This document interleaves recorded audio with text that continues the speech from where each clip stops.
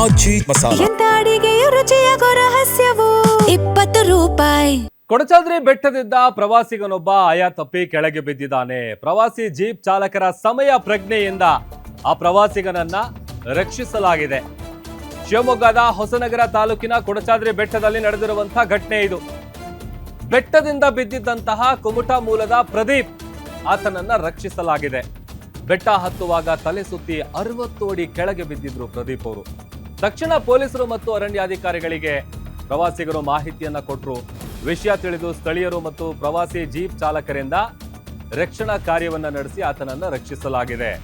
ಪ್ರವಾಸಿಗ ಪ್ರದೀಪ್ ಅವರ ತಲೆ, ಕಾಲು, ಕೈಗಳಿಗೆ ಸಣ್ಣ ಪುಟ್ಟ ಗಾಯ ಆಗಿದೆ. ಪ್ರದೀಪ್ರನ್ನ ರಕ್ಷಿಸಿ ಜೀಪ್ನ ಚಾಲಕರು ಸದ್ಯ ಆಸ್ಪತ್ರೆಗೆ ಶಿಫ್ಟ್ ಮಾಡಿದ್ದಾರೆ. ಹೊಸನಗರದ ಸರ್ಕಾರಿ ಆಸ್ಪತ್ರೆಯಲ್ಲಿ ಆತನಿಗೆ ಚಿಕಿತ್ಸೆ ಕೂಡ ಕೊಡಿಸಲಾಗ್ತಾ ಇದೆ.